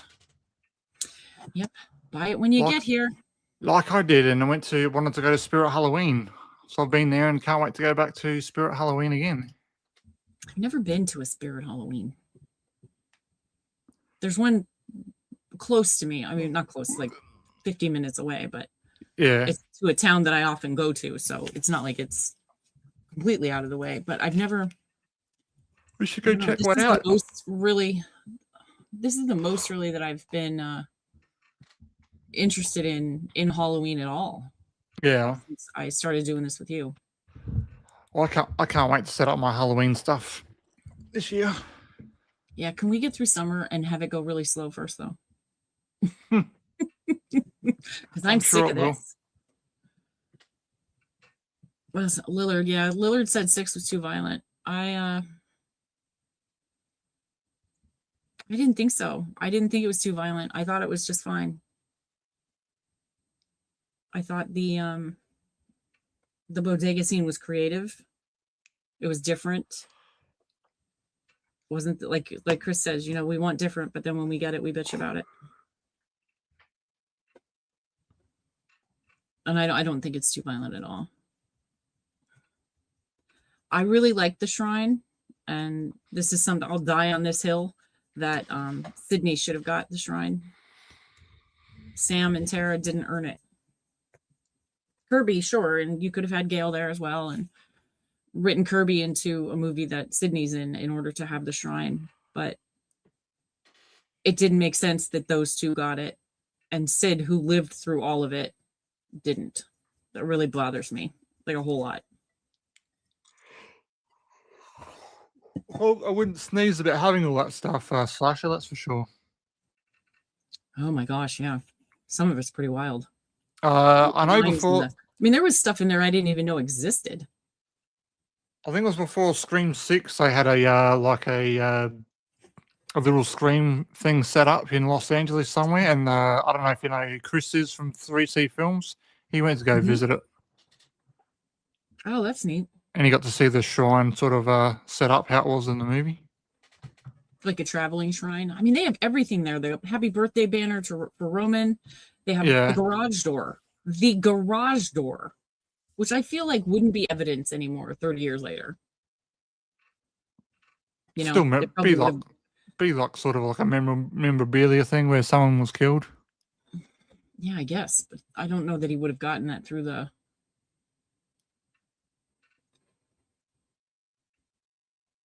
Of course it's fair. It's their house. The only people are there in the middle of the night causing trouble, driving. You know how long that driveway is to get to the Stu's house? And people are driving that in the middle of the night to get up there? That's horse shit. People are the same way with the Goonies house. Well, you can't actually go there at all hours of the nights. But you can't go to the Stu house because it says on their private property. Yeah, you think that stops people? The Goonies place has a sign too. But people, you know, they go up on the porch to take pictures. People have no manners. But I feel like if you went up and maybe you knocked on the door and you were polite and said, you know, I grew up with this movie. It's my favorite movie of all time. Would you mind if I took a picture right here where Chunk did the truffle shuffle? They might say yes. They might say, get the hell off my porch. I don't know. But people are terrible. The people that own the Stu house now, they don't mind if you go up there, if you have their permission. But the people who owned it, trying to run a business, you know, they don't want everybody hanging out outside. The people that wanted it before, the people that have it now, before they turned it into the Airbnb and / wedding thing they got now, they wanted nothing to do with it again. So I suppose you got to be grateful in some way that the people that own it now are willing to go back to letting people come and see their house. It's quite a house. I've watched a couple of the tours. Yeah. To see, you know, the stuff you see during the chase scenes and stuff in one. And in one, they have the one room blocked off. Yeah. That is actually a room in the home, but they couldn't figure out a reason to have it, though. So they blocked it off. The things you get to see that you don't really get to see in the movie is really good. Yeah. Well, thank you, Scott. This is Penelope. Yes, it's Stu's parents' bedroom. There's actually a hallway next to the bed, which goes through, but they blocked that off. And in I think it's that bedroom that it has that little alcove with the little extra set of steps. I mean, it's a really neat house the way that it's built. Yeah. I mean, it's monstrous. I can't imagine. And they've got a sheet over the movie room that's upstairs. Mm-hmm. It's incredible. I would prefer Sydney's house though, with that deck and everything. I would take that one first.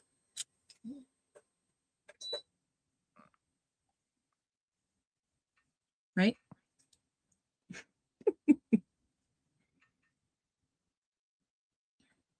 We done? I'm going to finalize my script so I don't ramble off for an hour about my my 7 predictions. And I'll probably get that up today. And that'll be interesting. I can't wait to revisit it on Friday and see just how wrong I was. But maybe not. Maybe I'll get everything right. We'll see. We shall see. Yeah, I don't think there's any footage of the Sydney and Casey's house. No, I would think not. I mean, that was just they were I just know. private homes that they used. I know the Grim Collective has got footage in front of Casey's house, sort of down the edge of the driveway. But apparently that house is pretty far back from the road as well. Closest thing you're going to get to Sydney's house and Casey's house, if you got to look on Google Earth. Sydney's house is very rural. Yeah. Very rural. I mean, there's not a house for at least a half a mile at that place. We're not going to see any of that. The only thing we'll get out of Woodsboro, I think, is Sid's house burned into the ground. The rest of it'll be, All right. Everything will be in Sid's town. We finishing up? We're done. All right. All right, everyone. Thanks for watching. We appreciate it. Thanks for hanging out and giving us some questions and stuff to answer. We appreciate it. Me and Shell will be back live on Wednesday morning, my time at 9 a.m. We're doing a recap of episode 5 of Memory for a Killer. What time is it? Your time? It was 5:30, isn't it? 5:30 in the afternoon. Yeah. So we appreciate it, and we'll see you all soon. Thanks, everybody. Bye. Bye. Can you honestly promise me I won't be left here to die? I'm screaming for my life because honestly I'm not afraid to speak within the knife. I'm screaming for my life again.